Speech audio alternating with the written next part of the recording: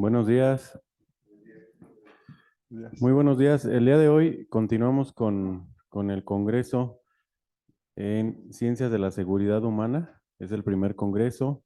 Hoy martes 12 de marzo iniciamos esta jornada a nombre de la coordinadora, la licenciada Adela Vélez Obregón, y a nombre del equipo de organizadores. Y bueno, damos inicio entonces a este día.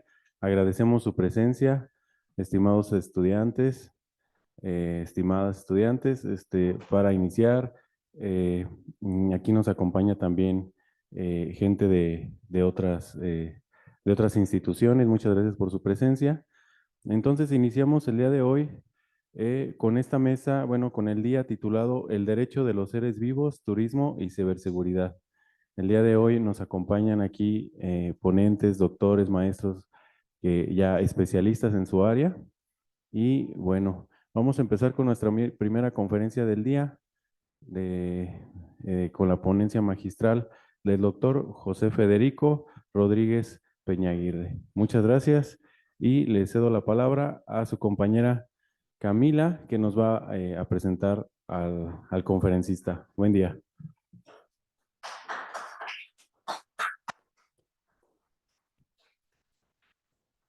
Hola, buenos días a todos y bienvenidos una vez más, las autoridades estudiantiles que estén presentes, los docentes y la comunidad estudiantil.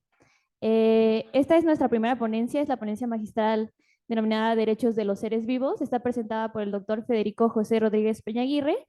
Es doctor en Ciencias Jurídicas, PNPC, CONACYT, con mención honorífica por la Universidad Autónoma de Querétaro y ganador de la medalla al Mérito Académico 2020, también por parte de la Universidad Autónoma de Querétaro.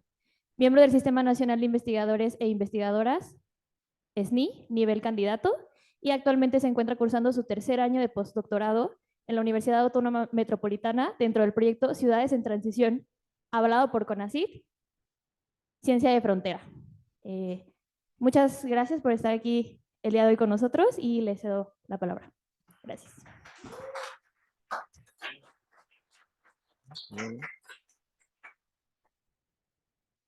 Pues primero que nada, muchas gracias por la presentación, gracias al equipo organizador, gracias al doctor Josué y a la coordinadora Adela Vélez Obregón, que nos invitaron a participar en este congreso.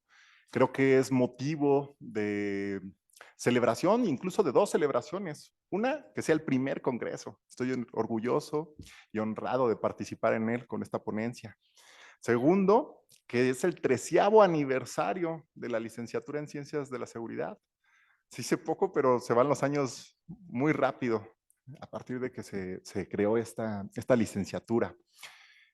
Y bueno, a mí me sorprendió un poco cuando me dijeron, vas a ir a seguridad humana a dar el tema de derechos de los seres vivos. Me comentaba el doctor Josué que habían tenido por ahí algunas mesas de diálogo, habían comentado los temas y por ahí dijeron, bueno, tenemos una perspectiva muy antropocéntrica quizás de la seguridad.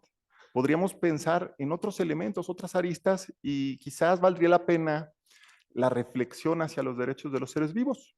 Entonces me comentó el doctor José, ¿te gustaría dar una plática, una charla a partir de eso, ya que tu tesis de doctorado habla sobre el tema? Dije, con mucho gusto. Pero una vez que me mostró el tema del Congreso y el perfil de los demás ponentes, dije, bueno, no sé si te llamaría la atención que también comparto un poco de la investigación que se ha estado haciendo a lo largo de este tercer año de postdoctorado en la UAM Coajimalpa, precisamente porque es un tema de seguridad que tiene que ver con la seguridad alimentaria y que tiene que ver con las ciudades en transición y que quizás de primera instancia pareciera que no es tan relevante para la seguridad humana, pero créanme que por ahí vienen a lo mejor muchas de las grandes problemáticas de mira el presente a un corto plazo, incluso a largo plazo. Entonces, si me lo permiten, trataré de ir dando esa evolución dentro de mi investigación como parto de los derechos de los seres vivos y llegamos a un estado del arte, al estado del derecho de la alimentación y las políticas alimentarias en México. ¿Y cómo tiene eso relevancia para la seguridad? Quizás si yo les preguntara a la población en general, cuando tú piensas en seguridad, ¿qué es lo primero que se te viene a la mente? Y probablemente lo que nos van a decir son temas relacionados con la violencia ocasionada por la delincuencia organizada, tráfico de armas, narcotráfico, quizás trata. Algunos un poquito más comprometidos con los temas podrían hablar de temas de migración. A mí me gustaría decirles que hay 3 temas que históricamente en la humanidad podrían ser cruciales y que impulsan los conflictos tanto a nivel local como a nivel internacional, y tienen que ver con la seguridad hídrica, la seguridad alimentaria y la seguridad energética. Si yo les pusiera el caso, y lo hago como una manera de introducción para darle pertinencia precisamente a mi ponencia, les mencionara, imaginemos ¿qué pasaría? ¿Qué pasaría si con el calentamiento climático el estrés hídrico aumentara, los conflictos por el agua aumentaran, la ciudad de Querétaro entrara en un periodo de sequía mucho más fuerte del que ya nos encontramos? Imagínense algo como lo que sucedió el año pasado en Monterrey, donde a lo mejor solo hubiera suficiente agua para Hidalgo o para Querétaro. ¿Cómo serían los conflictos sociales? Visualicen que a lo mejor, esperemos que no, en próximas elecciones el Poder Ejecutivo Federal no tuviera la legitimación necesaria para poder conciliar entre 2 entidades federativas algo tan importante como una lucha por el agua. Haría parecer quizás los problemas que hoy en día vemos en relación con la seguridad y la violencia algo pequeños, ¿no? Considerando la importancia que tiene como derecho humano el agua. Ahora llévenlo al tema de los alimentos. Quizás ustedes me digan, ¿los alimentos es importante? Bueno, pensemos que los conflictos armados que están teniendo lugar entre Estados Unidos, Corea del Norte, Irán, Rusia, China, aumentaran y que eso impidiera que pudiéramos seguir importando alimentos baratos. Por la inflación de esos alimentos fuera imposible seguir adquiriéndolos de manera económica. ¿Qué pasaría entonces con el valor de la tierra?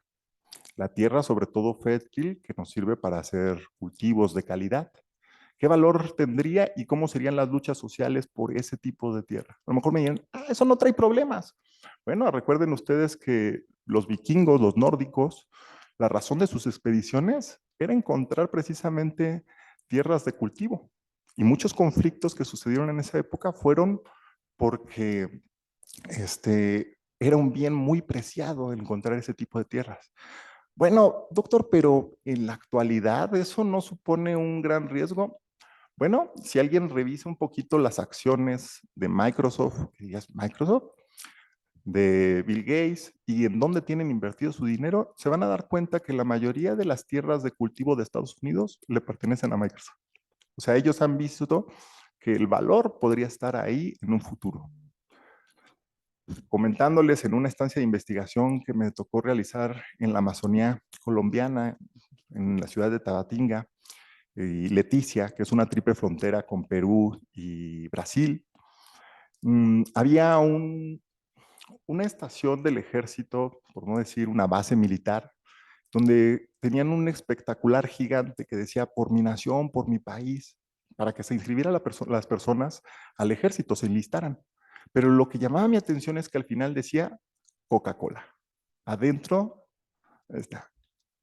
Imagínense ustedes qué tiene o qué implicaciones tiene que la propiedad privada, la industria privada empiece a financiar el ejército. ¿Y por qué en un lugar tan estratégico como la Amazonía? ¿Qué hay en la Amazonía?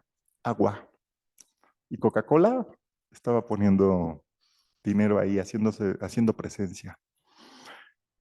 El último tema quizás sería la seguridad energética.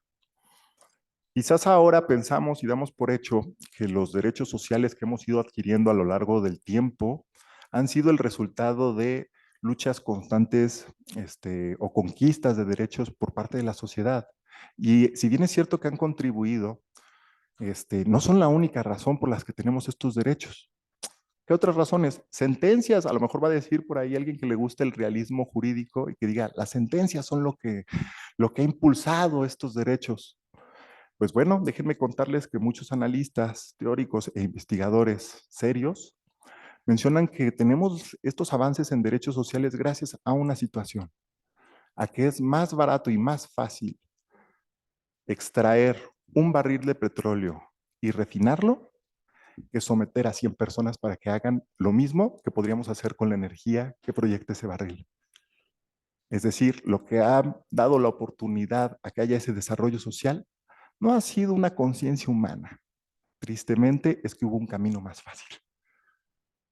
Entonces, pregúntense, ¿qué pasará cuando la cantidad de barriles que se extrae a nivel mundial empiece a bajar y no tengamos todavía un sustituto adecuado de energía para poder afrontar las necesidades que hoy en día satisfacemos con esa energía?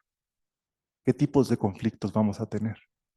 Entonces, es verdad que hay que fijarnos en problemas de seguridad que tenemos hoy enfrente de nosotros, pero también tenemos que ver lo que pasa en el contexto internacional, lo que pasa en el contexto mundial, lo que pasa también en el contexto local, porque a veces pensamos que los problemas de la ciudad son los únicos que tenemos y pues no, en muchas comunidades ya empiezan conflictos por el agua, por la tierra, e incluso podríamos decir entre entidades federativas, ¿no? Mencionábamos Hidalgo y Querétaro.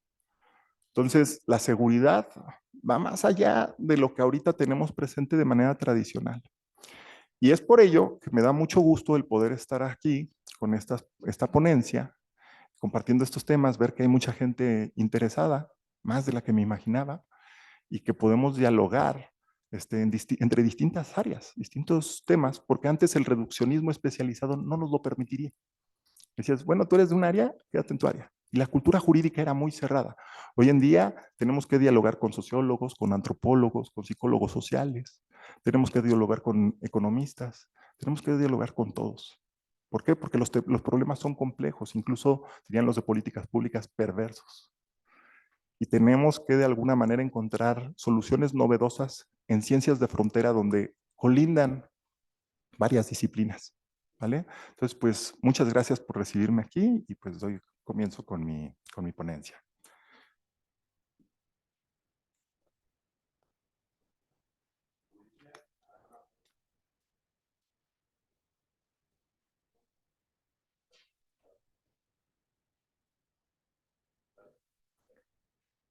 Esto en razón de que no se convierta precisamente en un monólogo y pueda haber ese diálogo. Entonces, a veces cuando pensamos en temas ambientales, sobre todo yendo de los derechos de los seres vivos, pensamos que todos están en un mismo barco, que solo hay una forma de pensar. Y lo cierto es que no, que hay una tipología, o hay varias, incluso varias tipologías ambientales, que si bien no sirven para clasificar o encasillar a las personas, nos ayudan de manera pedagógica a entender distintas posturas, cuáles son sus postulados, sus principios, los conceptos de los que parten, y no ponerlos a todos en un mismo saquito, ¿no? En alguna ocasión, tratando de aventurarnos en este tema, en una investigación, hicimos una encuesta y en esta encuesta tratamos como de clasificarlo. Ya sabíamos que no se podía, como comento. Simplemente quisimos ver a ver qué nos salía. Era un ejercicio meramente pedagógico.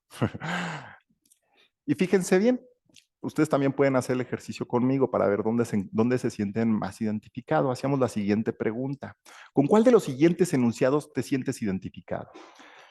Partíamos de las posturas más antropocéntricas. ¿Qué significa estas posturas antropocéntricas? Que el ser humano... una disculpa, pensé que ya les estaba proyectando. Pues, lo estaba viendo, muchas gracias. ¿Qué es una postura antropocéntrica? Que el ser humano está en el centro de todo. Si bien no buscamos culpables ni nada, quizás en las teologías ambientales, es decir, en las religiones, al principio se mencionaba mucho el dominar o estar en el centro del universo. La Tierra es el centro del universo. Recuerden incluso como antes la Tierra no giraba alrededor del Sol, sino todo giraba alrededor de la Tierra. Entonces, de ahí podemos encontrar los primeros atismos de este antropocentrismo, es decir, de pensar que el ser humano es el centro y todo funciona a su alrededor. Sin embargo, en relación con el pensamiento antropocentrista, no siempre hay como una única postura, sino que hay variedad de interpretaciones, incluso podríamos decir que unos son más extremistas y otros un poco más moderados. Entonces, el primer enunciado era el siguiente: no me importa el medio ambiente ni las generaciones futuras, los problemas sociales míos y de mi familia son ahora. Debemos comprar o importar barato y vender o exportar caro, sin importar las consecuencias ambientales. Este digamos que es el antropocentrismo más exacerbado, más fuerte, el que dice, yo desconozco que haya un cambio climático, todo eso es propaganda para venderme un coche eléctrico. La verdad es que soy escéptico de todas estas cosas. Hoy me importa darle de comer a mi familia y con eso me siento conforme. Si bien podríamos encontrar algún fundamento en esto, sobre todo en ciertos sectores de la población que precisamente no se pueden preocupar en el mañana porque están sobreviviendo en el día a día, lo cierto es que estas posturas normalmente no se ven reflejadas en las personas más humildes, a veces se ven reflejadas en las personas que más poder adquisitivo tienen para tener una visión hacia el futuro más amplia, ¿no? Tristemente. ¿Cuál es el problema? ¿Por qué menciona este postulado que debemos de comprar o importar barato? Ah, bueno, pues porque pensamos, por ejemplo, en el derecho a la alimentación y dicen, compramos sopas instantáneas baratas en China, comemos y con eso satisfacemos ese derecho. No nos importa la calidad, no nos importa el tema de la huella ecológica que representa traer esos alimentos desde el otro lado del mundo y no nos importa tampoco dejar de producir en nuestro país. ¿Por qué? Porque a lo mejor ustedes pensarán, ¿y por qué querríamos vender o exportar caro? Pues porque es negocio, ¿no? Esa diferencia, compro barato, vendo caro, tengo una ganancia. Esos problemas que traen en temas de seguridad, pues muy sencillo, piensen en Michoacán. Queremos vender en el aguacate lo más caro posible para el Super Bowl. Ya no produzco otras cosas más que aguacate y zarzamora. No me importan los temas ambientales como que el lago de Cuitzeo se esté vaciando. No me importa que porque están quemando los cerros, estoy contaminando muchísimo. No me importa que por el negocio del aguacate las personas se están matando. No me importa que por la cantidad de químicos que estamos arrojando sobre los cultivos de aguacate o sobre los árboles de aguacate, ya hay un montón de mamás con hijos que vienen con cáncer y malformaciones. Solo me importa ganar lo más que se pueda en este momento a corto plazo, ¿no? ¿Cuál es el futuro? Pues que se va acabando el agua, que todos estos problemas se van cuantificando y que al final quizás el remedio nos sale más caro, ¿no? Que ese dinero nos sale más caro que lo que estamos provocando. Después tenemos una postura dentro del antropocentrismo más tecnocentrista o cornucopianos, que es como más enfocada al desarrollo económico. En esta postura ya reconocen ellos que sí hay un cambio climático, que sí hay problemas, es decir, ya no son escépticos, sí lo reconocen, dicen, tenemos un problema. Y algún ejemplo podría ser el siguiente, ¿no? La prioridad deben de ser las necesidades sociales como la vivienda, la alimentación y el transporte. Los problemas medioambientales son importantes, pero siempre se pueden resolver con los avances tecnológicos o soluciones técnicas. Es decir, es el que dice, no hay problema, hombre, al final del día Elon Musk va a poner colonias en Marte y aunque acabemos con la Tierra, ahí vamos a tener nuestro paraíso para ir a vivir. O sea, lo estoy llevando al extremo, pero es el que encuentra soluciones a todo en la tecnología. Sin embargo, recuerden que la energía no se crea ni se destruye, simplemente la tecnología nos ayuda a implementarla de una mejor manera y lo que se está acabando al pensar en petróleo es la energía, ¿vale? Y algún otro sustituto como la energía solar, la energía eólica, etcétera, quizás no sea suficiente para el grado de dependencia. Quizás no somos conscientes del petróleo en qué medida fue una energía extremadamente buena en aras del desarrollo, ¿sí? Como para tratar de sustituirla, sobre todo rápido. Entonces, aquí se busca el desarrollo económico, pero también el desarrollo social. Entonces, sí sabemos, somos conscientes de que hay problemas ambientales, pero los asumimos en aras de que lo podemos resolver con tecnología y en aras de que pues, queremos buscar un desarrollo social, por ejemplo, temas como vivienda, alimentación, transporte. ¿Ok? O sea, aquí por lo menos ya es, lo hago, pero estoy consciente que estoy haciendo mal. El tercer posicionamiento dentro de un mismo antropocentrismo, si se fijan, no hemos cambiado. Va de la siguiente manera. Debemos cuidar el medio ambiente en la medida que sea favorable para el ser humano y sus necesidades. El ser humano tiene derecho a un medio ambiente sano. Esta postura es la de los derechos humanos, básicamente. Es decir, mmm, tengo derecho a que todo sea sano y como a mí me afecta el medio ambiente, no lo estoy buscando respetar, cuidar, etcétera, porque en sí sea bueno, sino porque eso tiene relevancia para mí y mi familia. Es decir, mientras más lo daño, más me afecto a mí mismo.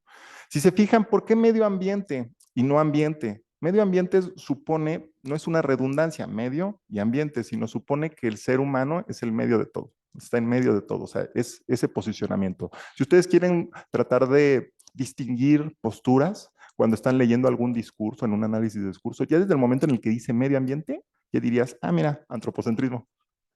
Si, si no está diciendo ecosistema, si no está diciendo ambiente en general, etcétera, sino nada más está diciendo medio ambiente, ya desde ahí su concepto hace referencia a que es antropocentrista. ¿Vale? No necesariamente lo vamos a encasillar, a lo mejor ni siquiera la persona es consciente de esto, pero incluso cuando ustedes escriban ya podrían hacerlo con una cierta conciencia de cómo emplear los conceptos. Posteriormente tenemos el siguiente enunciado, que va más enfocado sobre todo a la ecología social, al ecomarxismo, al ecofeminismo. ¿Ellos qué dicen? Dicen, en realidad los problemas ambientales es que replicamos lo que tenemos en la sociedad, que es que una sobreexplotación. ¿Sobreexplotación de qué? Del que tenga condiciones de vulnerabilidad, del que sea más débil, del que tenga alguna desventaja. De hecho, ahí diría Ferrajoli, el derecho es el límite a la ley del más fuerte, incluso cuando son mayorías, ¿no? Entonces, decía, el problema que realmente tiene el ambiente es que de todos los grupos que podemos identificar con una situación de vulnerabilidad, ellos serían los más débiles. Porque piensen ustedes que los niños, las mujeres, las personas mayores, etcétera, de alguna manera se pueden defender, ya sea a través de alguien o por ellos mismos. Pero el ambiente pues no tiene voz ni voto, ni siquiera es reconocido muchas veces como un ser vivo, sino como una cosa sujeta de apropiación. Entonces, en ese sentido, estaría en un mayor nivel de vulnerabilidad en comparación a cualquier otro grupo que tenga una condición de vulnerabilidad. Entonces dicen, lo que tenemos que acabar son precisamente estas relaciones de sobreexplotación. El siguiente postulado, que es el biocentrista, que si bien el postulado, la tipología biocentrista menciona que lo más importante que tenemos en la Tierra es la vida en general, porque finalmente, ¿qué nos diferencia de Marte o de cualquier otro planeta o de cualquier otro sistema solar conocido en donde dijéramos, ¿qué es lo que le da importancia a la Tierra? Pues la vida es lo más importante. Sin embargo, dentro del biocentrismo, las corrientes que están más fuertes, que más se escuchan, son aquellas que defienden los derechos de los animales. ¿Esto tiene algo bueno o malo de por sí? Pues bueno, quizás el tema es que aquí seguimos defendiendo, ya no nos enfrascamos solo en el ser humano, pero seguimos diciendo, ¿sabes qué? Protejo al animal porque se parece a mí, ¿no? O sea, sigue habiendo ese como egocentrismo, decir, bueno, solo porque te pareces un poquito a mí, te ayudo. ¿Vale? O porque sientes, porque está el tema del dolor, diría Peter Singer, ¿no? Porque hay una relación de dolor en donde pues siento esa empatía y pues no quisiera ver ese dolor en cuanto a la ley de oro y la ley de plata, ¿no? No hacerle lo que no quieras que te hagan a ti a otro. Entonces, quizás me dirían, por ahí tenemos ciertos avances en leyes relacionadas con los derechos de los animales, es correcto, hay expresiones de eso. Las sanciones que tenemos en algunos sistemas penales, ya sea en una entidad federativa, en un país, en determinados lugares, representan un avance en relación con los derechos de los animales cuando sufre algún altercado o algo le pasa a un animal. Les diría que seamos cuidadosos con eso y que revisemos la ley en profundidad, así como sus exposiciones de motivos. Por ejemplo, puede ser que ustedes digan, yo tengo un perrito o tengo un perro lo dejé salir y fue y le hizo algo al vecino, el vecino se desquitó porque ladra mucho, porque lo molesta, etcétera, y lo envenena, ¿no? Y hay ahí por ahí una sanción que en materia penal que de alguna manera penaliza de alguna forma esta conducta, el que le hayan asesinado a un perro. ¿Eso representa un avance en cuanto a los derechos de los seres vivos o de los animales? No necesariamente. Puede ser que el legislador consideró que había muchos conflictos de esa índole y que la materia civil no era suficiente para desincentivar este tipo de posturas. ¿En qué forma lo hacía tradicionalmente la materia civil? Pues la demanda de daños y perjuicios. Entonces dice, eso ya no es suficiente y la gente está matando que el gato porque se le metió y le rompió no sé qué. Entonces, tendríamos que analizar si es por esta circunstancia o es una ley que trata de defender el maltrato animal y que da una sanción, en este caso, por ejemplo, penal, para tratar de saber qué trae en su pensamiento, en su argumentación el legislador al momento de escribir este tipo de leyes o de legislar. Ahora, este tipo de sanciones representan que ya tenemos derechos de los animales plenamente reconocidos.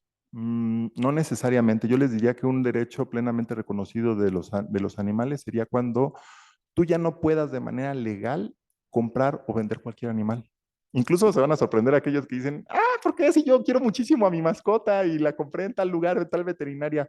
Bueno, pues yo les preguntaría, ¿el esclavismo se acabó antes de que pudiera dejarse de vender una persona, comprarse y venderse? No, se acabó cuando precisamente podías dejar de comprar y vender, porque comprar y vender representa que es un objeto, no un ser vivo, no una persona, que puede ser susceptible de apropiación.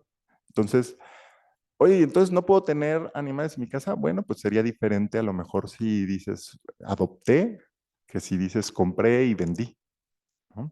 Entonces, compré un pescadito, compré un gato, compré un perro, compré un loro. Bueno, yo no comparto precisamente esta postura, pero sí le hago hincapié a las personas que defienden este tipo de posturas, que pues el objetivo sería ir caminando hacia que no se pudieran vender o comprar o lucrar con este tipo de seres vivos.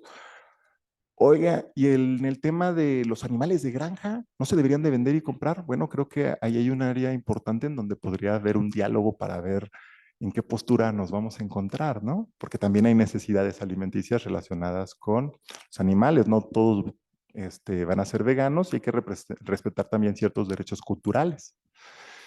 Entonces, bueno, son áreas de oportunidad donde se puede seguir trabajando a lo mejor el tema.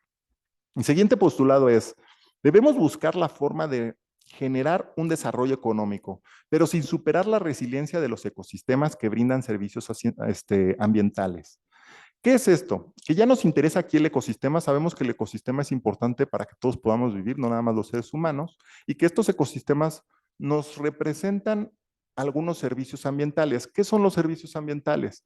Pues agua potable, aire limpio para respirar, quizás el paisaje psicológicamente, cómo interviene con nosotros para la forma en la que nos sentimos. Es decir, cuando llueve mucho, por ejemplo, que la captación de agua que hace un ecosistema ayuda a que no haya inundaciones, entonces previenen muchos desastres, muchas cosas que podrían ser un riesgo y que podrían terminar en temas de seguridad. Entonces, ya que hay una conciencia de eso, pero seguimos pensando en, necesitamos un desarrollo económico. ¿Qué tipo de desarrollo económico? Bueno, aquí algunos autores hablan de desvinculación económica, es decir, que podamos avanzar en temas de economía y de desarrollo social, pero sin que esto necesariamente impacte en el ambiente o tenga consecuencias que nos dañen. ¿Se puede lograr eso?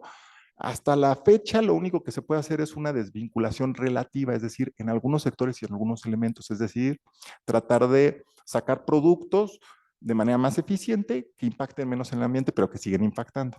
El problema es que es relativo porque cuando yo hago un celular que es más barato de hacer y más fácil de hacer, tiene el efecto contrario. Voy a vender millones, ¿no? Entonces el impacto ya no está en uno, sino está en que vendí miles o millones.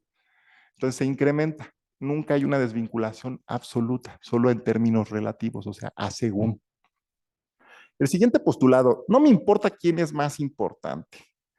Al final, todos formamos parte de un mismo ambiente, casa o madre tierra. Madre tierra, recuerden, por ejemplo, el Ecuador con la Pachamama. Debemos encontrar un equilibrio y cuidar del bienestar de todos. Estas posturas las podemos encontrar en el holismo, las podemos encontrar en el abiocentrismo, las podemos encontrar en la ecología profunda o en las sabidurías ancestrales, es decir, no es nada nuevo. Los pueblos originarios ya veían más allá de solo ellos, ¿sí? Y se preguntaban, por ejemplo, por ciertos elementos que podían encontrar, por ejemplo, en la madre tierra, ¿no? La Pachamama. Bueno.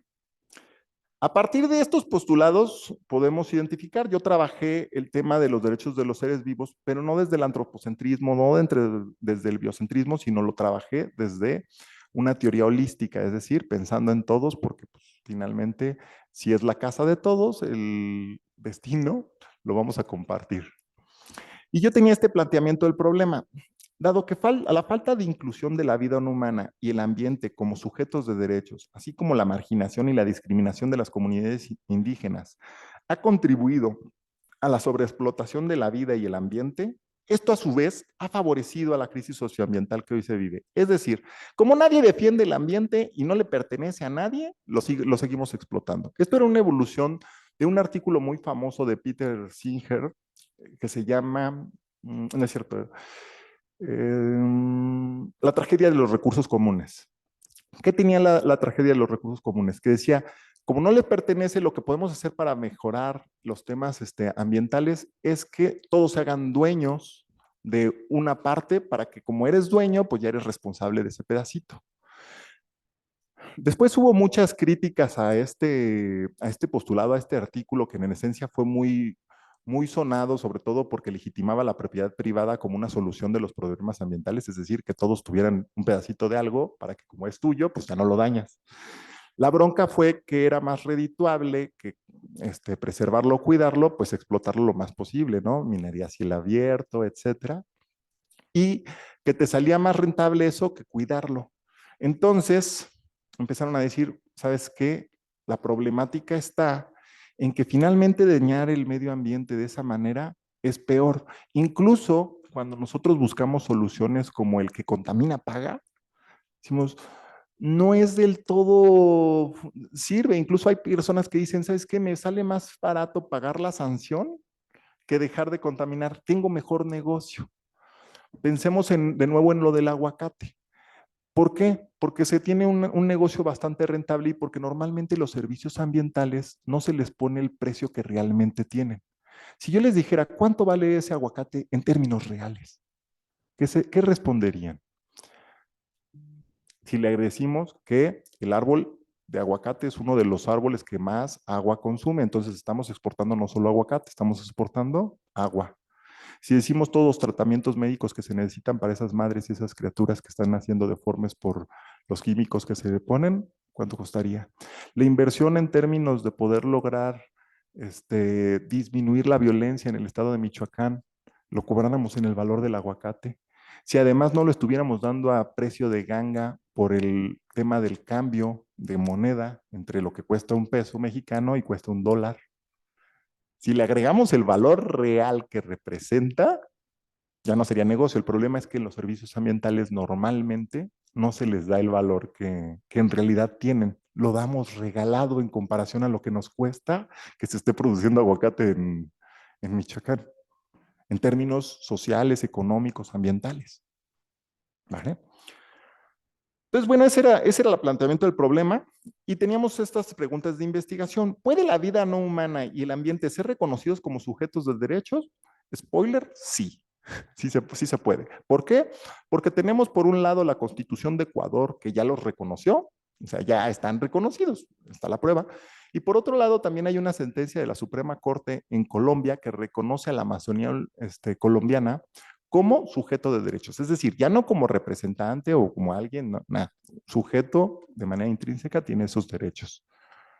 ¿Ok? Luego, debe ser así, de ser así, ¿bajo qué paradigmas teóricos, ambientales y sociales se sustenta? Bueno, pues ya vimos un poquito las tipologías ambientales y vimos que, por ejemplo, en el caso de Ecuador, el tema es sobre todo el holismo, los pensamientos ancestrales, los conocimientos ancestrales de los pueblos indígenas. Lo que se rescató ahí es el pensamiento de la Pachamama. Y en dicho supuesto, este reconocimiento puede contribuir a mitigar la crisis socioambiental. Tristemente, no. Quizás habrá unos asegúnes, pero después de ya años de investigación les puedo decir que no. ¿En qué sentido? Incluso ya salieron por parte de algunos organismos públicos en el Ecuador, después de 10 años, por ejemplo, que ya tenía la promulgación o el reconocimiento expreso de este derecho de la Pachamama en la Constitución, dicen, bueno, ¿qué pasó después de 10 años? ¿Qué encontramos? ¿Qué cambios encontramos? Dijeron, no solo no benefició, sino que en algunos casos empeoró. Es decir, ¿por qué este reconocimiento pudo haber hecho más daño de lo que sirvió? Bueno, lo vamos a encontrar ahorita en las conclusiones. La hipótesis precisamente era que si se hace ese reconocimiento, pues se contribuye a mitigar la crisis socioambiental, la cual, no sé, siendo éticamente honesto, no se cumplió. El objetivo general era, más allá de que se cumpla o no se cumpla esa hipótesis, pues era explicar por qué se cumple o por qué no se cumple. Y teníamos unos objetivos específicos. Evidenciar la consiliencia, ahorita que digo que es esa consiliencia, de los diversos planteamientos generados por las distintas áreas del conocimiento de relevancia socioambiental, desde una perspectiva holística. ¿Qué quiere decir esto de consiliencia? Normalmente pensamos que las posturas son o blanco o negro, tesis o antítesis, y en realidad no, las posturas son como dos líneas, imagínense una azul y una roja. Sí hay puntos extremos que son diferentes, pero en algún punto también convergen. Incluso podría ser un asterisco, o sea, varias líneas uniéndose. Hay puntos en donde sí difieren bastantes uno de otros, pero hay puntos en donde encuentran ciertos acuerdos. De ahí que a veces más que buenas leyes es mejor construir buenos acuerdos, porque sí hay puntos de interés donde se pueden construir acuerdos. Quizás algunos que les haya tocado en algún momento una negociación, una conciliación, dirán que es más fácil conciliar y negociar que una buena sentencia, un buen juicio, ¿no? Bueno, pues porque hay puntos de interés que podemos compartir. Segundo objetivo específico era evidenciar las diferentes aristas del problema socioambiental como parte de un mismo problema de carácter complejo. Nos dimos cuenta que el ambiente no estaba solo, sino que cuando tú vas a un lugar que se entiende como un ambiente con un ecosistema que produce servicios ambientales, ahí vive gente. ¿Quiénes? Comunidades indígenas. Entonces también tienes que pensar en derecho indígena. No solo puedes pensar en en derecho ambiental o en derecho de los seres vivos. Luego, ahí también son tierras de cultivo, está la parte agraria. Entonces ahí también está todo el derecho agrario. Y si se fijan, van poniendo en ese punto en específico muchos elementos. Normalmente cuando hay una problemática ambiental no va sola, tiene elementos sociales, culturales, políticos, económicos. En este caso les podría decir que temas alimentarios por la parte agraria, temas de los derechos que tienen los pueblos indígenas, temas ambientales y de servicios ambientales, por supuesto, pero chocan con otras cosas. Entonces son complejos, incluso perversos mencionábamos. Posteriormente, el tercer objetivo era contrastar la problemática socioambiental con la aplicación jurídica. El hecho de que salgan sentencias que de alguna manera sancionen ciertas vulneraciones que tienen los derechos de los seres vivos, por ejemplo, ya una vez que se reconocieron, son un logro a veces, pero yo les preguntaría, en materia de derechos humanos, el que haya sentencias por parte de la Corte Interamericana de Derechos Humanos, ¿soluciona los problemas de violaciones de derechos humanos? ¿No? De hecho, yo creo que por cada sentencia hay 1000 violaciones a derechos humanos que ni siquiera llegan a juicio, ¿no? Entonces, solo nos da el engaño a veces de que se está trabajando el tema, pero hay muchas cosas que ni siquiera tenemos que hayan llegado a juicio, que se hayan podido observar. Entonces, no es una solución el que pudiéramos tener sentencias. ¿Podría ser un avance? Sí, pero una solución como tal, no. ¿Vale? De la misma manera que sucede con cualquier otra parte del conocimiento. La metodología, nos dimos cuenta de que había un problema en la metodología, que creo que no es el caso de ciencias de la seguridad, en el sentido de que tratamos que la metodología fuera en un inicio muy básica, muy cualitativa, muy enfocada a términos teóricos, porque en la teoría suena muy bonito, pero cuando lo llevas a la práctica, cuando haces entrevistas, cuando haces encuestas, cuando haces investigación de campo, vamos, te das cuenta que la realidad es un poco distinta y que hay que contrastar esa parte teórica con algunos elementos prácticos o con la propia realidad, ¿no? Entonces, la metodología quedó corta en ese sentido.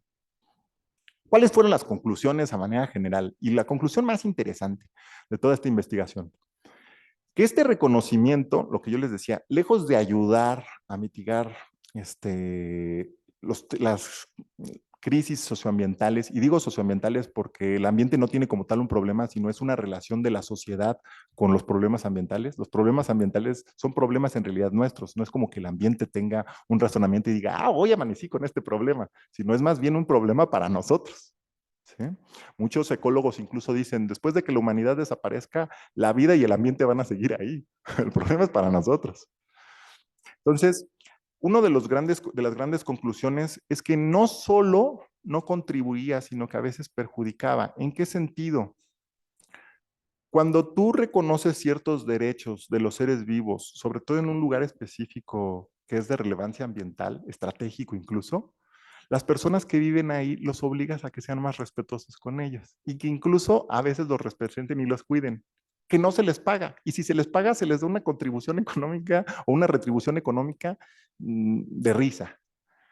Y entonces, si ellos de repente agarran y dicen, ¿sabes qué? Hoy voy a romper un poco de leña seca que tengo por ahí, la voy a quemar y voy a asarme un elotito. Ahora se le va a criminalizar precisamente por lo que está haciendo, porque no puede devastar ese lugar específico. Pero en cambio, la empresa grandísima, pensemos un Herdes o cualquier cosa, digo, lo estoy diciendo nombres al azar, ¿eh? No crean que es realidad, agarra y dice, ¿sabes qué? ¿Verdad? Bueno, le estoy haciendo publicidad, a lo mejor me pagan. No es ninguna reconocida, pero pensemos a lo mejor en un lugar como Amialco, donde se trabajan latas de champiñones y lo hacen pasar como agricultura y cumplen con todos los reglamentos y entonces ya están legitimados legalmente.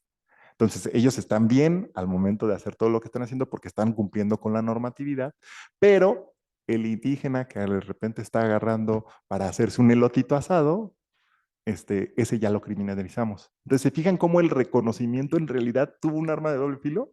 Por un lado, a quien teníamos que proteger y apoyar, lo empezamos a criminalizar, le pusimos más responsabilidad.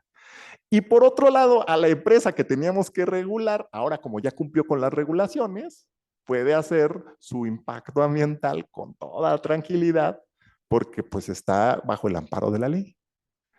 A esto se le llama necroderecho, es decir, un derecho que sirve para exterminar la vida. No es nuevo. Pensemos en, por ejemplo, la isla de Pascua. La isla de Pascua empezaron a cortar todos los árboles y estaba bien dentro de la cultura, dentro de la normatividad, dentro de todo el sistema, cortar árboles porque era parte de lo correcto y justificaba que las clases más influyentes pudieran cortar árboles. Entonces, eso estaba justificado, pero ¿qué pasó el día que cortaron el último árbol? Desaparecieron, fue un colapso inminente. No ordenado, no nada, simplemente desapareció toda la civilización. Entonces, el necroderecho es un derecho que sirve para legitimar precisamente la muerte, paulatina o en algún momento llegar a un momento de colapso extremo.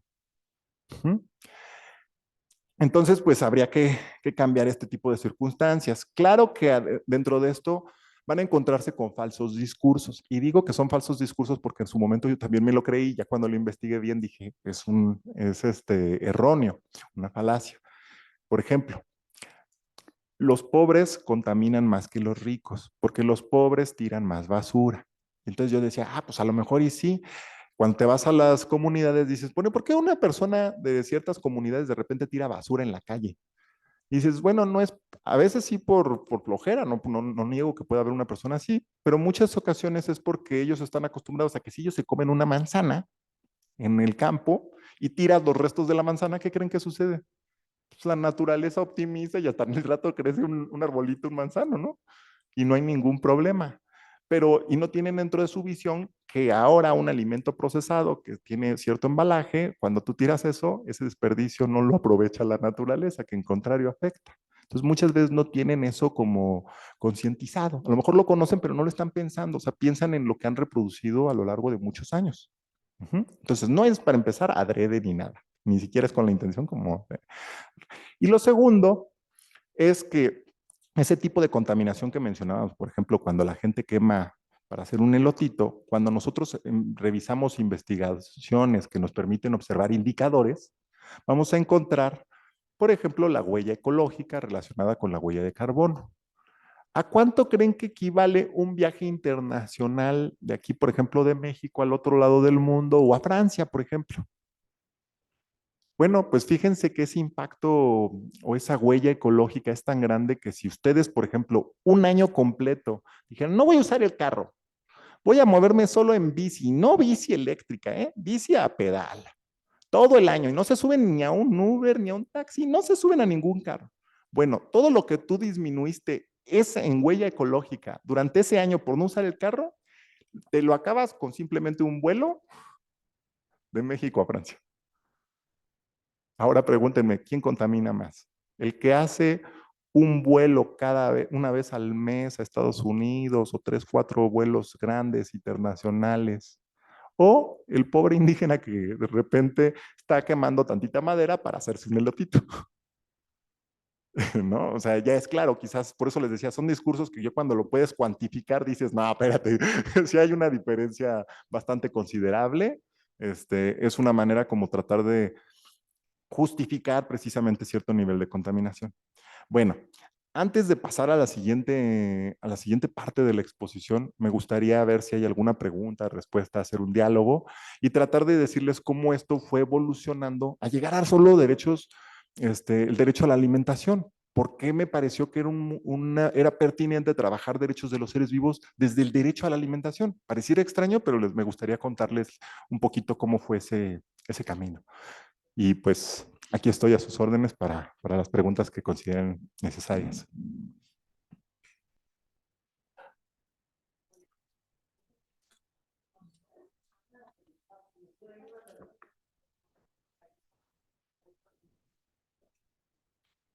Si alguien no alcanzó a anotarla, de todos modos puede decir.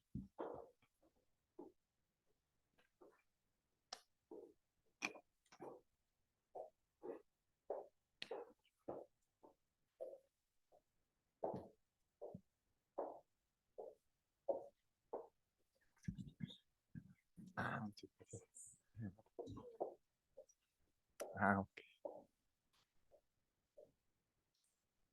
Las sequías en México, ¿cómo impactan en la seguridad humana? Pues bueno, ya dijimos que hay dos cosas que podríamos recordar. ¿De qué nivel la sequía? Que sí sea prolongada en donde llegue una cantidad de ola de calor tan fuerte que pudiéramos tener.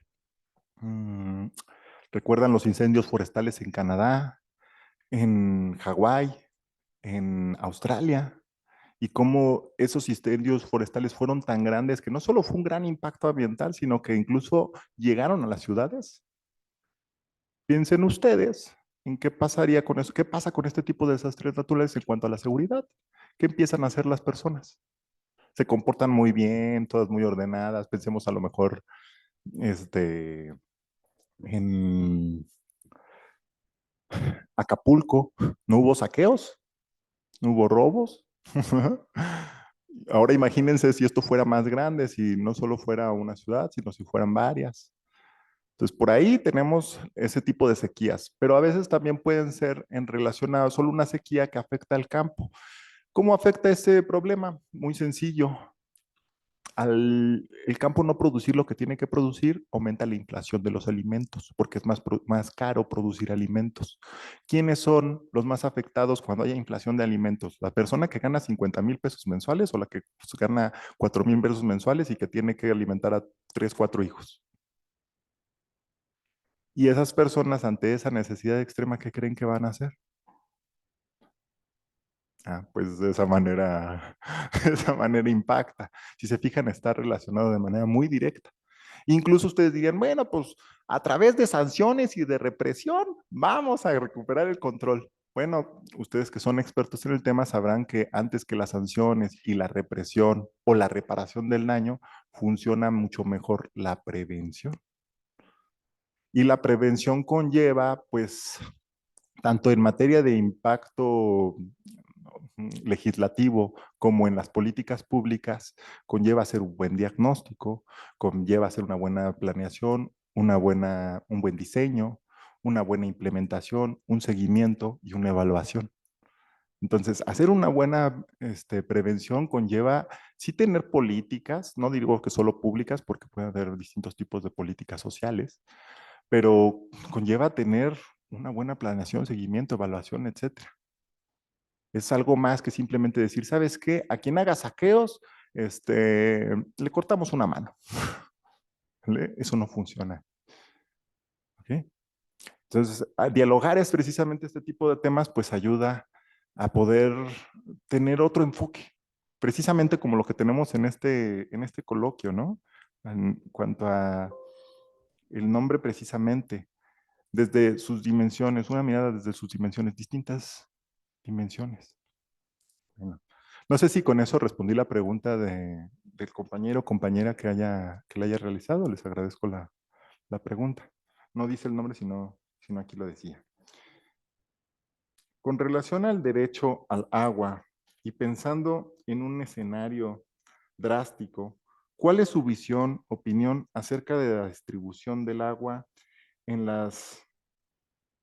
en los estados de Querétaro? Supongo que en el estado de Querétaro. En los estados de Querétaro e Hidalgo. ¿Y cuáles, según sus conflictos más argumentales? ¿Cuáles son sus conflictos más agravantes? ¿Y cuáles son sus conflictos más agravantes? Disculpen, la letra sí está entendible, más bien yo soy malo. Sí, porque las recetas de los médicos es difícil leerlas. Bien, el problema con el agua es un problema vital. Imagínense, ¿en las colonias les ha tocado alguna vez que empiecen a cortar el agua por semanas?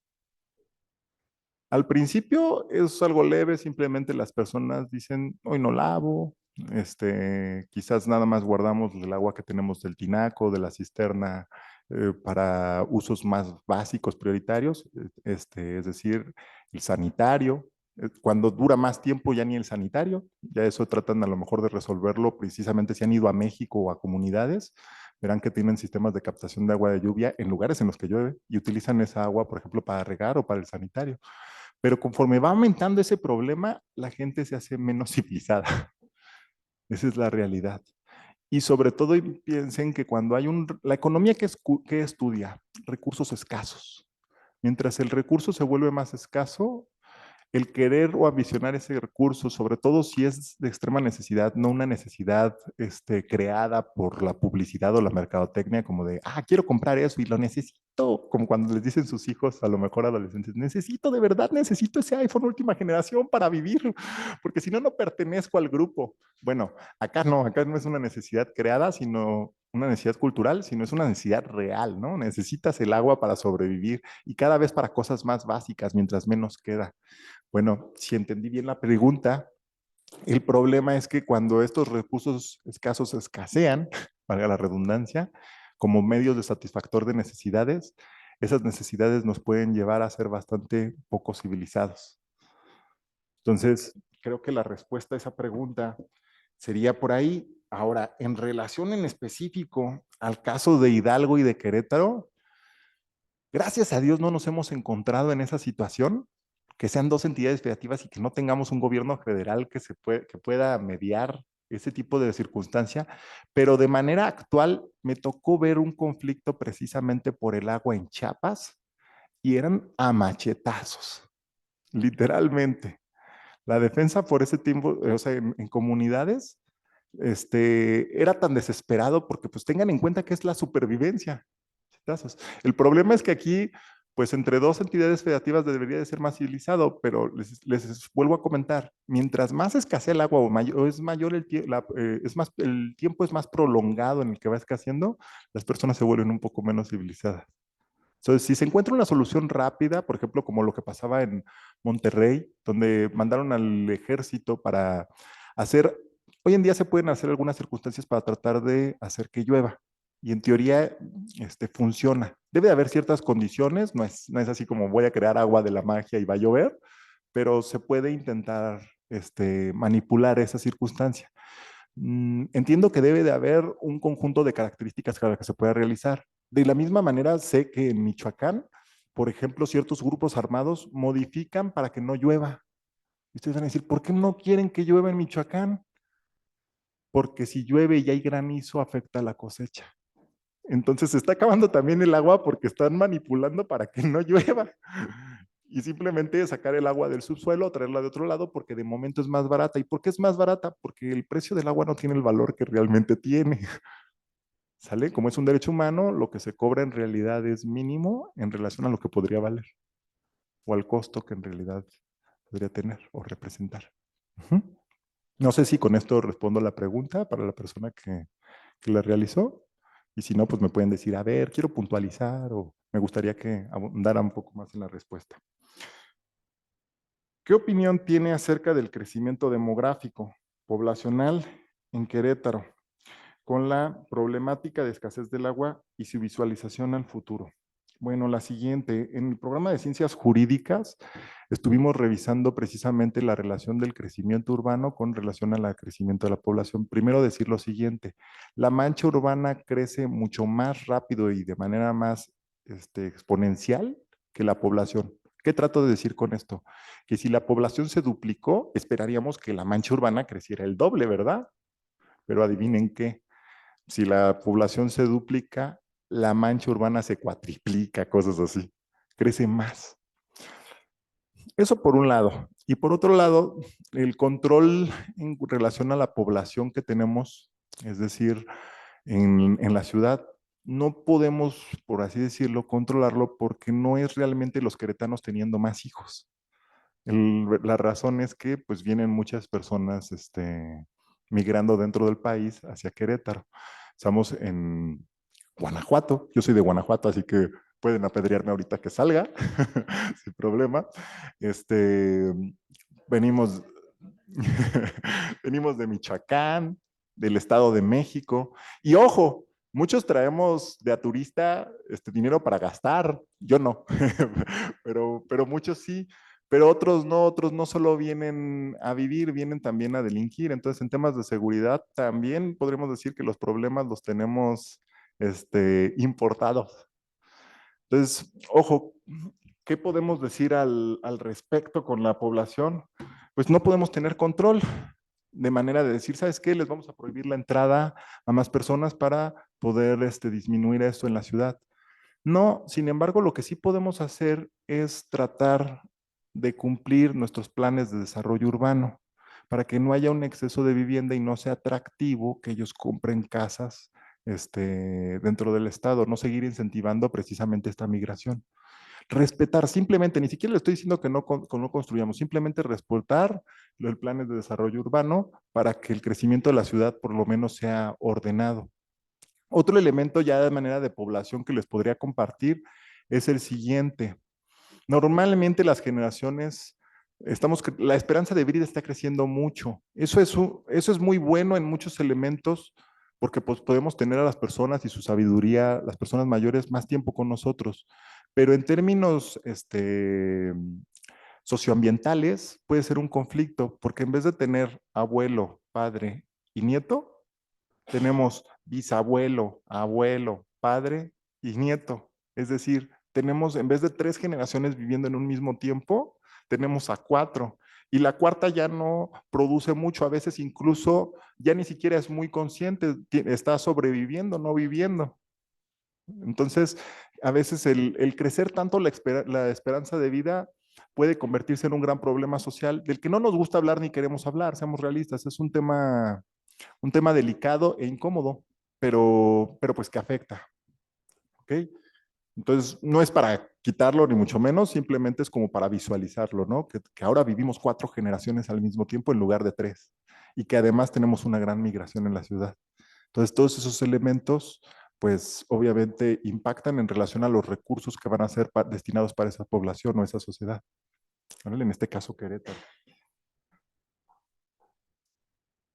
En el trabajo de concientización del medio ambiente está aprobado por el interés de las personas a nivel global, por parte de las personas y su consumo y de las empresas.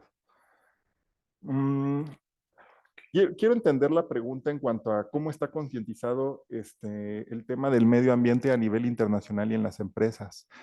Hay dos visiones. Nosotros mencionábamos esta visión de la desvinculación económica, de tratar de tener un crecimiento sin que esto impacte en el ambiente, y decíamos que no había una desvinculación en términos absolutos, sino que era relativa. ¿Esto qué quiere decir? Pues muchos lo tildan de políticas verdes, es decir, pintaditas con tantito verde, pero en realidad es un poco más de lo mismo. Pensemos nosotros en tratados internacionales con el protocolo de Kioto o con principios como el que contamina paga, donde a veces decía, ¿sabes qué? Le pago a otro país por toda la contaminación que estoy haciendo a manera de bonos y de alguna manera justifico la contaminación y me sale más rentable. Entonces, no necesariamente este tipo de reconocimientos favorecen ambientalmente, simplemente lo que hacen es darle un orden, regularla y a veces legitimarla legalmente, lo que mencionábamos.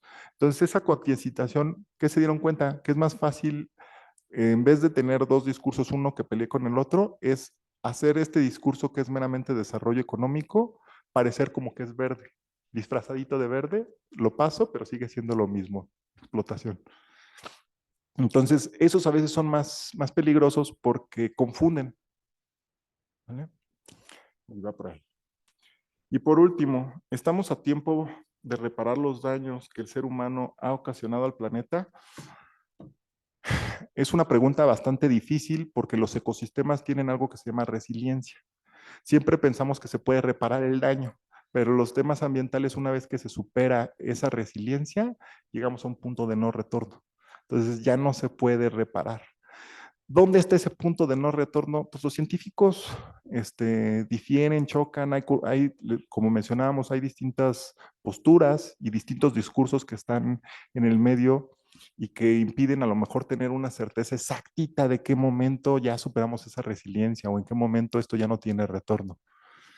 De ahí que lo que podemos decir, lo que el consejo siempre es, cuando ustedes piensan en temas de prevención, ¿cuándo es un momento apropiado para prevenir? Ayer. Tan sencillo como eso, o sea, no se esperen al último momento en de, mira, vamos a prevenir, aquí en esta colonia se están empezando a hacer un caldo de cultivo de elementos que van a propiciar elementos de inseguridad. Vamos a esperarnos a que estalle todo el problema. No, empiézalo ya desde ahorita, pon un parque bien alumbrado, pon cámaras, si es que las cámaras son un debate también en temas de seguridad, pero pon ese parque y ponles juegos para los niños, pon aparatos para hacer ejercicio de calistenia, pon a lo mejor ambientado para que las personas puedan llevar a sus perros a pasear, en vez de que los dejen sueltos y hagan algún daño civil a otra persona, que puedan ahí jugar. Ponles depósitos para que puedan separar a lo mejor los desechos, para que se pueda hacer composta a lo mejor con lo de los animales. O sea, piensa bien ese parque y probablemente eso pueda ser una mejor solución que empezar a buscar culpables y sanciones más efectivas, ¿no? Yo siempre les digo, el derecho penal funciona, pero en realidad la respuesta está en la criminología, lo lamento, salvo que podamos encontrar otra opción más favorable, ¿no?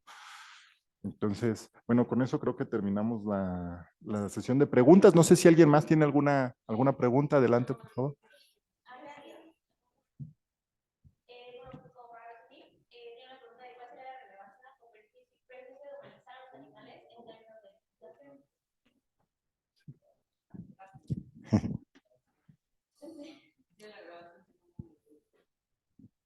Sí, gracias.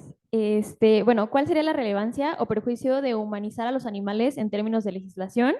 Eh, Más que nada sin considerar sus necesidades propias, teniendo como en cuenta únicamente a los animales de compañía, ¿no? Que últimamente ha sido como ese el enfoque que se le ha dado y pues algo como meramente cultural, ¿no? O sea, que en una cultura pueden ser animales de compañía y animales que se consideran mascotas y en otra, pues que son como tal un recurso, ya sea para trabajo o alimento. O sea, ¿cuál es ese prejuicio? Más o menos es lo que pude, sí, como sintetizar de la pregunta. Y bueno, sobre esa misma línea de pensamiento, en términos de protección civil, la protección de los animales para la protección de los medios de subsistencia y del ambiente, ¿cómo se debería legislar para garantizar buenas condiciones de vida de los animales y también garantizar garantizar pues las cadenas de producción y la continuidad social, así lo expresan. No sé si está. Pues es una pregunta interesante. Yo creo que el primer punto es no poner todo en un mismo eslabón, sino irlo separando, esa clasificación. O sea, no es lo mismo un animal para consumo humano, no es lo mismo ver a los animales de compañía. Creo que quiero entender que te refieres, por ejemplo, a cuando alguien tiene un perro que tiene debilidad visual y tiene un perro que, por ejemplo, lo ayuda a poder hacer sus actividades diarias. No es lo mismo para trabajo, a lo mejor los perros que utilizan en la policía para detectar a lo mejor el uso de alguna sustancia prohibida. No es lo mismo utilizarlo pues, precisamente para consumo humano y pues, sobre todo el decir que algo es una mascota. Creo que la mascota debería ser un concepto que sí deberíamos ir poco a poco cambiando culturalmente, ¿no? Es como una manera amable de decir esclavo. Entonces, pero si bien es cierto, en algunos hogares, los animales son un miembro más de la familia y no necesariamente eso significa que de alguna manera ese animal está sufriendo un tipo de maltrato o un tipo de menoscabo, ¿no? Entonces yo creo que al contrario de la manera en la que pasa cuando hablan, por ejemplo, y lo vamos a ver más adelante, con temas de alimentos transgénicos, se basa en un principio, paso por paso y caso por caso. O sea, hay que ir trabajando o debatiendo precisamente de esta manera cada uno de los casos. No todos de golpe, porque no es la misma circunstancia, hay distintos contextos. Entonces, me parece, y como hay elementos culturales que están involucrados, es importante construir a partir del diálogo ciertos acuerdos, por lo menos. ¿Por qué? Porque los acuerdos funcionan más que las normas que están de manera hegemónica establecidas, porque los acuerdos al menos tienen una legitimación en cuanto a que pues, lo acordaste tú y estás de acuerdo en irlo cumpliendo y que culturalmente funciona. Ahora, eso en de cara a la seguridad, ¿qué tanto funciona? Ese sería el ideal, que hiciéramos acuerdos donde todo estuviera bien y que de alguna manera se respetaran cada vez más derechos de los seres vivos, sobre todo de los animales, que pudieran hacerse. No siempre se puede, entonces, mínimo, ir trabajando sobre aquellos que representan un conflicto más grande que otro. Es decir, los que pueden representar que por no haberlo pensado, no haberlo dialogado, no haberlo trabajado de cara a prevenirlo, pueden en un futuro convertirse en algún tipo de conflicto.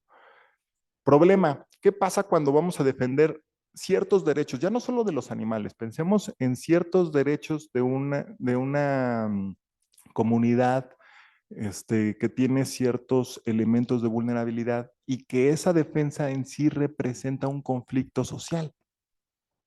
No sé si vieron por ahí el chavo que iba pasando con su moto en el Día Internacional de las Mujeres, un día sin mujeres, etcétera, y que desencadenó en un conflicto social. ¿Representa que ya por eso no vamos a defender los derechos de las mujeres? No. Representa que tenemos que tener una mejor planeación. De cara a prevenir, tenemos que planear mejor. Cuando yo les digo, ¿se acuerdan de los problemas que tuvimos en el estadio con las manifestaciones? Y que se pelearon las porras, etcétera. Representa que ya no va a haber deporte en Querétaro, que ya no va a haber partidos, que ya no va a haber esa parte de recreativa que la sociedad también necesita como una válvula de estrés, ¿no? Simplemente representa que tenemos que hacer mejor nuestro trabajo en términos de planear y prevenir mejor. Entonces, con el tema de los animales es, oye, si esto realmente es un problema, puede desencadenar un problema social de cara a que sirva para esta licenciatura, entonces pues vamos a planear bien de qué manera podemos prevenir conflictos sociales, sin que esto represente seguir, por ejemplo, maltratando animales. ¿Sí? No sé si por ahí. Tenemos una última pregunta. Gracias. Sí, sin ningún problema. Esta la hace nuestro maestro Antonio Vega Páez y es, desde su punto de vista, el concepto seguridad humana, ¿en qué modelo de centrismo lo ubica? Y en un segundo momento, ¿hacia qué modelo considera que debería evolucionar el concepto de seguridad? Bueno, ¿en qué modelo? Podríamos decir a lo mejor que no va encasillado solo en uno, no podemos decir solo que es antropocentrismo por decir humano. Yo me parece que en aras a cómo va evolucionando las ciencias jurídicas, estaríamos dentro del humanismo entendido precisamente como un derecho humano. porque conlleva precisamente todos estos derechos humanos que se van trabajando de manera universal y conjunta. Entonces, finalmente, la seguridad humana tiene que ver con los derechos humanos y por ahí iría. A mí quizás me gustaría, de cara a superar estas limitantes, no ponerle al adjetivo de humana, nada más hablar de seguridad en términos generales para que así pueda haber oportunidad de diálogo en cuanto a distintas visiones y no estemos cerrados a únicamente una. O sea, todo está bien, podemos tener la visión que sea incluso el antropocentrismo más exacerbado, mientras podamos permitir un diálogo, mientras no sea un discurso que niegue la existencia del otro, que no podamos hablar de ello. Y lo otro es que cuando estamos hablando desde ahí, seamos conscientes del posicionamiento que tenemos, ¿no? O sea, porque lo más triste es que a lo mejor tengas un posicionamiento en tu discurso, pero no te des cuenta de que lo tienes. Eso sería bastante triste, ¿no? Pero ya poderlo discutir y pudiendo tener un posicionamiento y precisamente construyendo a través del diálogo, podemos encontrar pues acuerdos que sean favorables de cara a prevenir ciertos conflictos. Con gusto. No sé si hay alguna otra. Sí, sí, hay otra. Adelante. ¿Tenemos tiempo para otra? Sí, sí. Esta la manda una compañera, Emilia. ¿Cómo debería denominarse a las personas que se ven obligadas a abandonar su lugar de origen por las condiciones climáticas, migrantes climáticos o refugiados climáticos? Y esto con la finalidad de identificar cuáles serían las responsabilidades del Estado con ellos. No sé Ay, si tenga... muy comprometedora. Yo digo que son desplazados. ¿Sí? ¿En qué sentido? En el sentido de que el cambio climático no ha sido ocasionado porque el planeta esté cambiando. El cambio climático ha sido ocasionado o ha sido incentivado por precisamente el comportamiento de las personas en ciertos países, en ciertas industrias, en ciertos lugares. Entonces, al estar siendo ocasionado precisamente por los humanos, lo único que estamos haciendo es que tú ya no puedas vivir en el lugar de origen en el que tienes y te tengas que seas forzado a desplazarte. No es como que quieras cambiarte en muchas de las ocasiones de manera voluntaria. Incluso me dicen, es que se van a Estados Unidos porque quieren buscar mejores oportunidades. ¿Y por qué no tienen esas mejores oportunidades en sus lugares de origen? Porque las cuestiones de seguridad no lo permiten en términos generales, que conlleva también las ambientales, ¿no? Entonces, yo creo que sería esa mi respuesta. ¿Sí? Gracias. Ok. Pues les agradezco mucho las preguntas, la verdad es que me parecen muy interesantes. No consideraba que les gustara tanto el tema o que por lo menos les llamara la atención, entonces estoy muy contento con el poder hacerla. Bueno, continuando con la siguiente parte o la segunda parte de la exposición. mm, Habíamos visto que los problemas ambientales tenían un mismo lugar en común, que era, por ejemplo, los ecosistemas donde habitaban también las comunidades indígenas y donde habitan también, se hacen, por ejemplo, ciertos elementos agrarios. Hasta ahí se buscó una respuesta y, por ejemplo, CONACYT, al mismo tiempo que la FAO, empezaron a trabajar en sistemas agroecológicos que tenían una función de poder integrar esos espacios de manera más sostenible. ¿Qué quiere decir estos sistemas agroecológicos? Quiere decir que al mismo tiempo que tú tenías, por ejemplo, un cultivo, pensemos en la milpa, pensemos en la chagra en Colombia o en países de Latinoamérica, no lo hacías de manera intensiva, no hacías una agricultura industrializada, sino que simplemente ibas alternando, incluso con el ecosistema no lo deteriorabas, sino que el ecosistema se adaptaba a la producción de alimentos. Y ahí también vivían las personas. Entonces se hacía como una especie de ecosistema donde las tres cosas podían convivir, sistemas agroecológicos. Hasta ahí la respuesta iba muy bien. Sin embargo, en las últimas publicaciones que ha hecho la FAO, en cuanto al panorama que se tiene a manera internacional e incluso regional en América Latina, lo que fueron encontrando es que el continuo rural urbano cada vez es lo mismo. ¿Esto qué quiere decir?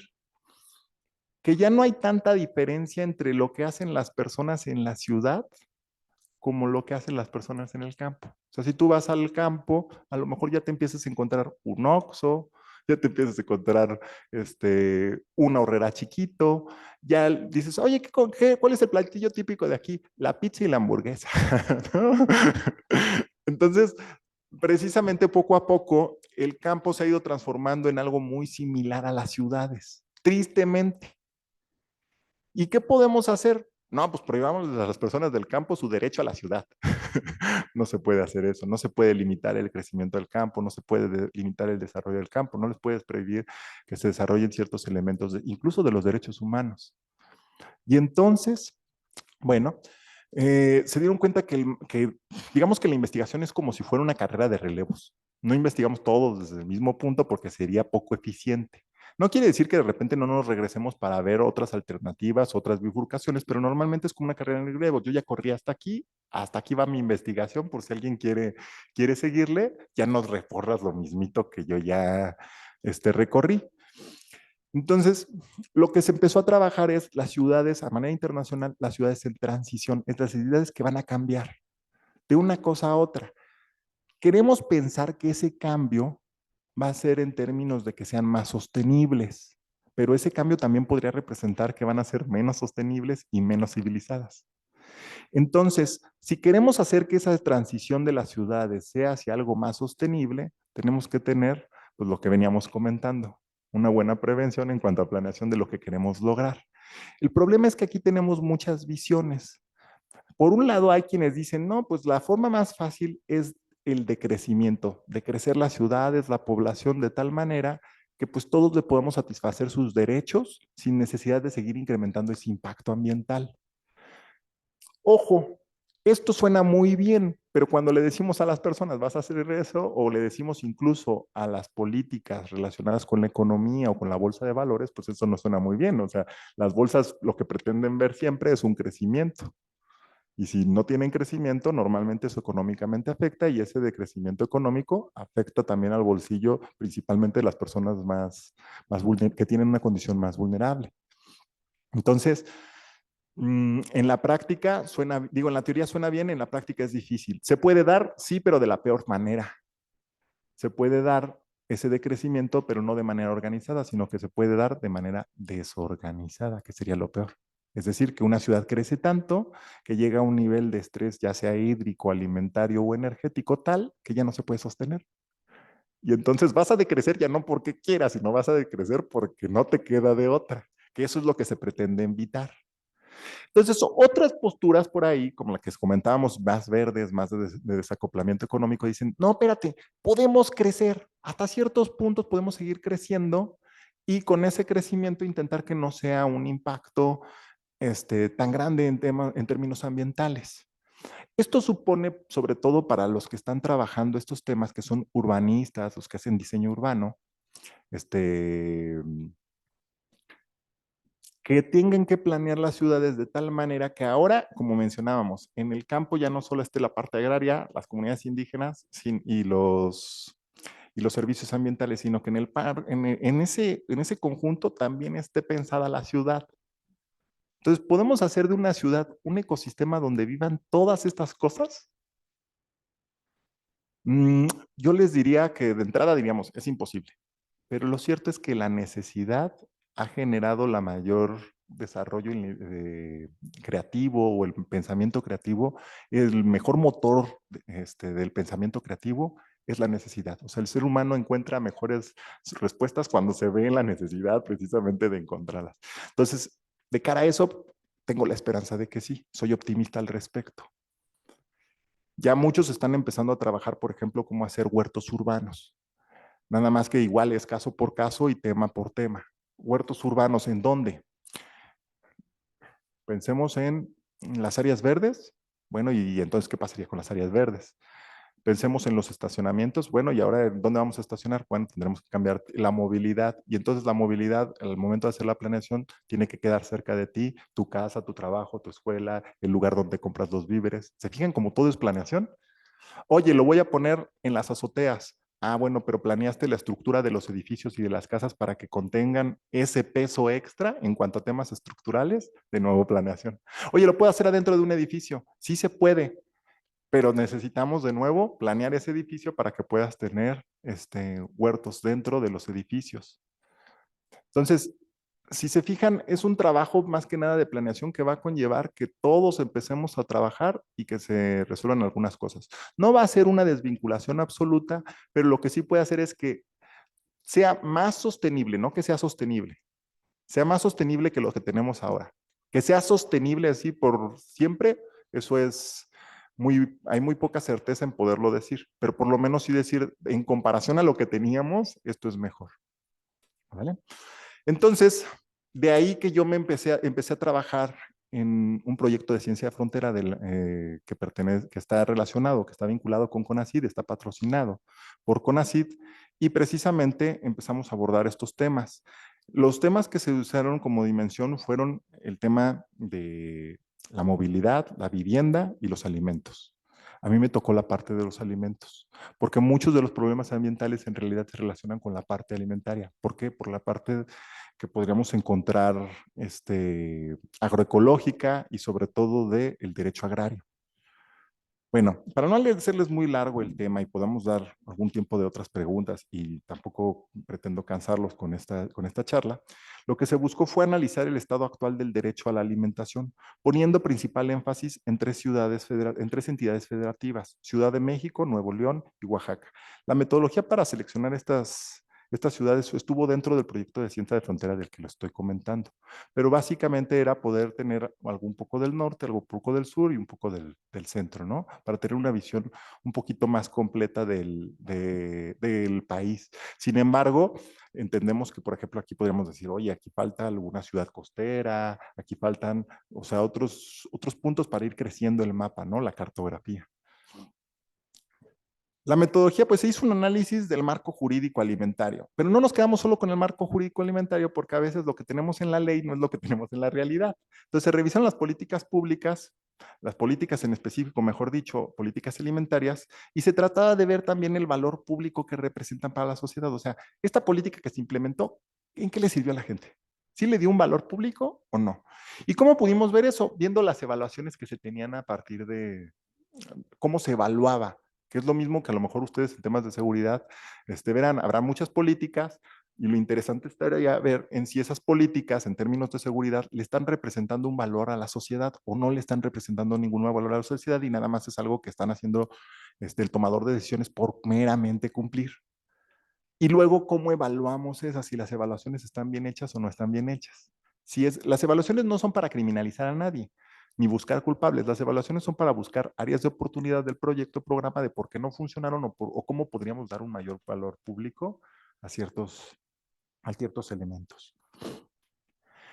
No me voy con toda la investigación, simplemente les voy a exponer algunos de los resultados que encontramos. El panorama general, como ya les había comentado, alimentario, es poco favorable en términos materiales, no de legislación, porque en términos legislativos, pues cada vez desde los derechos humanos se trabaja mejor y se ve muy bonito en la ley, pero en la realidad, en términos materiales, es poco favorable. ¿Debido a qué?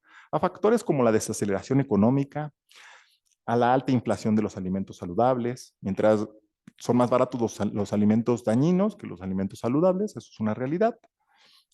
Al impacto que dejó la pandemia, o sea, todavía tenemos rezagos de eso, a los conflictos armados, esto lo menciona la FAO, lo encontramos en medios, ahorita les paso la bibliografía, a los conflictos armados que tenemos hoy en día y a cuestiones climatológicas que afectan a la agricultura.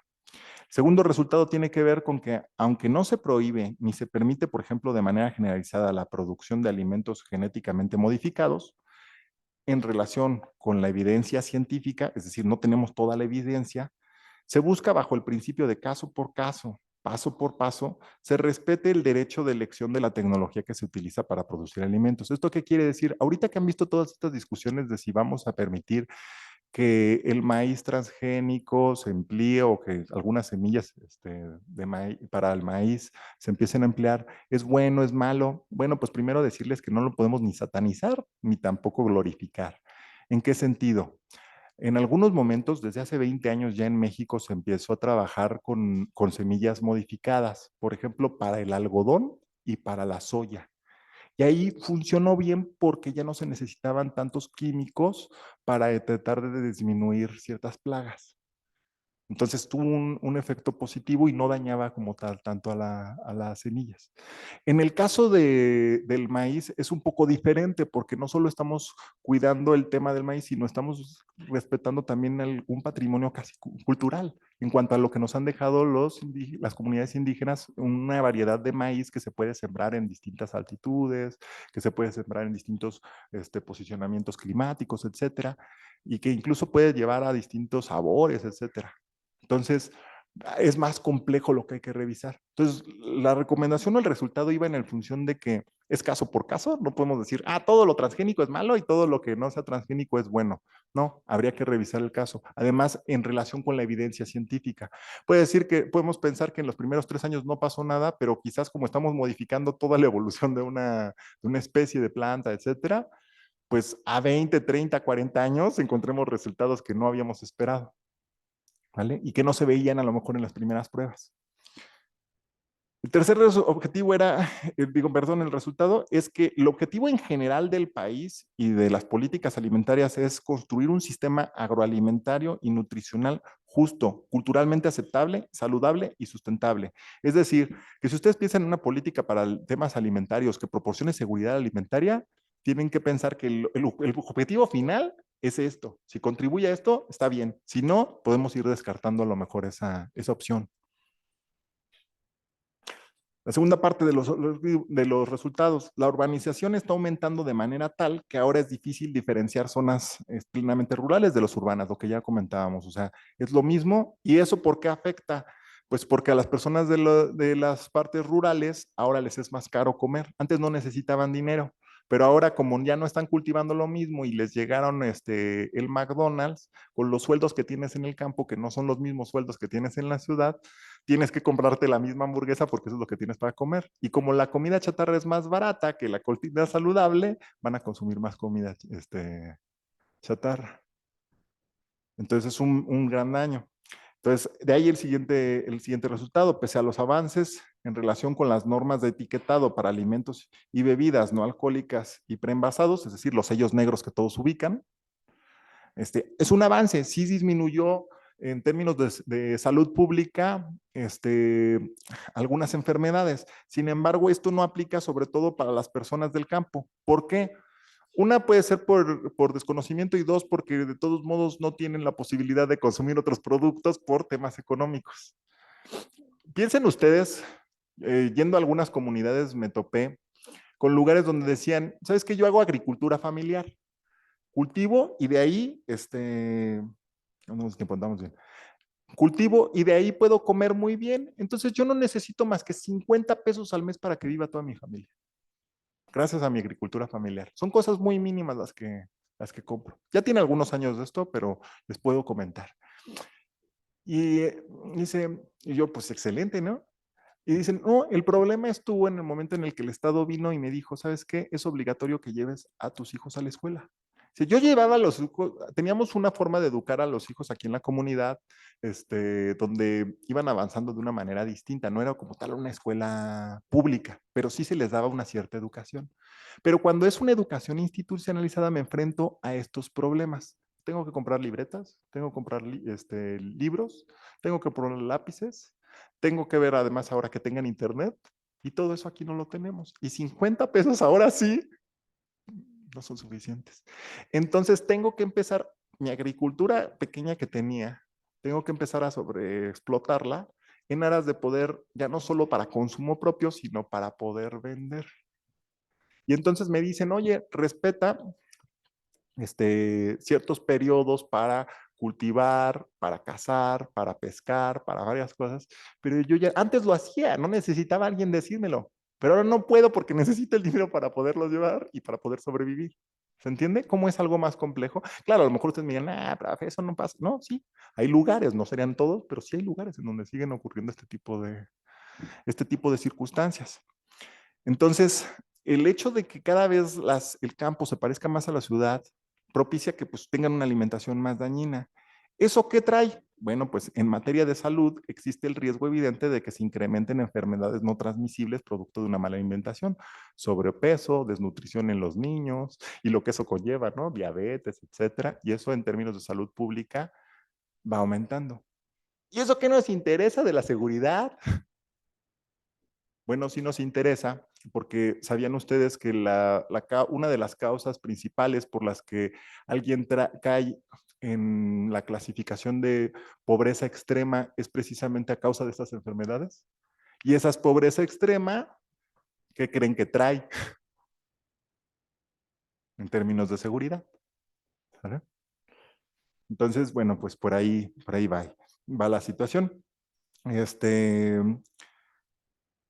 A pesar de los avances legislativos, todavía no se tiene una ley marco en tema o vigente en tema de materia alimentaria, porque esto es importante, porque la forma en la que se trabaja el tema alimentario es a base de la ley de desarrollo. Y esto quiere decir que se va a evaluar todo desde la perspectiva del Coneval. Y el Coneval lo analiza todo en temas de pobreza, lo cual no es que esté mal, pero se queda corto cuando tratamos de evaluar el derecho a la alimentación, porque entonces quiere decir que solo nos fijamos con que simplemente tengas acceso a la comida, puedas comer, y no en la calidad de los alimentos, si es sostenible, cosas que van más relacionadas con el derecho a la alimentación, que son básicamente resumiéndoles estos cuartos cursos. Entonces, ¿qué quiere decir esto? Pues que es urgente, por ejemplo, la vigencia de una armonización de una ley general de derecho a la alimentación, revisando parte del impacto legislativo, y que nos ayude a tener un sistema alimentario sostenible y que las políticas alimentarias, fíjense lo importante que es lo que yo quería decirles, las políticas alimentarias sean evaluadas no desde las limitaciones del desarrollo social, sino específicamente de lo que se necesita. ¿Por qué? Y esto a lo mejor les llama la atención, porque a veces las evaluaciones, los criterios de evaluación condicionan las políticas que vamos a tener. Entonces, malas formas de evaluación condicionan que vamos a tener políticas que puedan estar mal. ¿Okay? Un poquito de bibliografía, me adelanté un poquito en el tema porque pues, son 2 horas, puede ser un poco cansado. Sí, yo sé que para ustedes no, para mí. Entonces, pues, muchas gracias por su atención.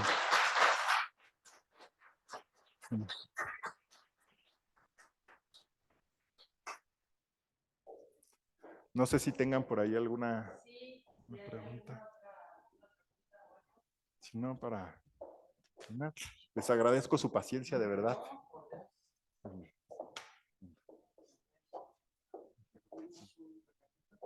Muchas gracias, muy amable. Si me acompañan, Camila, por favor.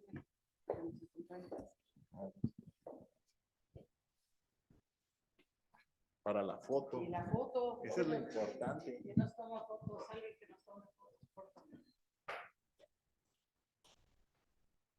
Bueno, agradecemos la ponencia del doctor Federico Juan Francisco, así, José Federico, perdón, José Federico Rodríguez Peñaguirre, con su ponencia la seguridad alimentaria dentro del primer Congreso de Ciencias de la Seguridad, llevada a cabo el día hoy, 12 de marzo. Se le entrega su constancia firmada por el señor director,